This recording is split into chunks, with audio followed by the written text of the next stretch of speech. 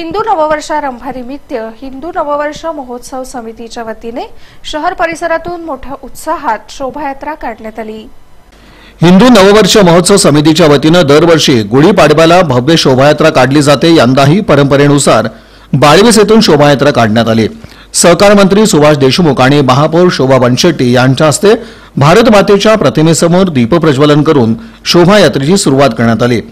या प्रसंगी उपमहापौर शशिकला बत्तूल, उद्योजक राम रेड्डी, बिपिनभाई पटेल, समितीचे अध्यक्ष पेंटप्पा गड्डम, रंगनाथ बंग, प्रशांत भडवे, बाबूभाई मेहता, नरसिंग मेंगजी, शहाजी पवार, धर्मराज काणादी, शिवसेना शहर प्रमुख प्रताप चव्हाण यांची प्रमुख उपस्थिती होती। या शोभायात्रेत भगव्या टोप्या, भगवे फेटे परिधान करून हातात भगवे झेंडे घेऊन हिंदू बांधव सहभागी झाले होते। महिलांनीही भगवे फेटे परिधान करून सर्वांचं लक्ष वेधून घेतलं। या शोभायात्रेत आजोबा गणपतीच्या ढोल पथकानं दमदार असे ढोलची प्रात्यक्षिक सादर करून उपस्थितांची मन जिंकली।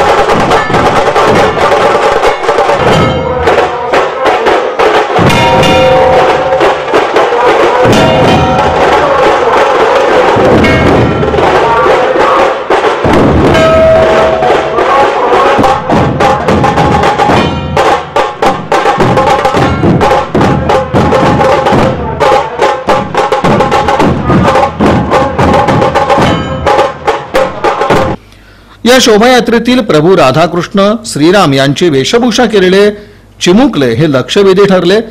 सजीव देखाव्याच्या माध्यमातून हिंदू संस्कृतीचं दर्शनही घडवण्यात आलं। ठिकठिकाणी आकर्षक अशी रांगोळी काढून शोभायात्रेचं स्वागत करण्यात आलं। दरम्यान हिंदू नववर्ष महोत्सव समितीचे अध्यक्ष पेंटप्पा गड्डम यांनी हिंदू संस्कृतीचं जतन करण्यासाठी शोभायात्रा काढत असल्याचं सांगितलं।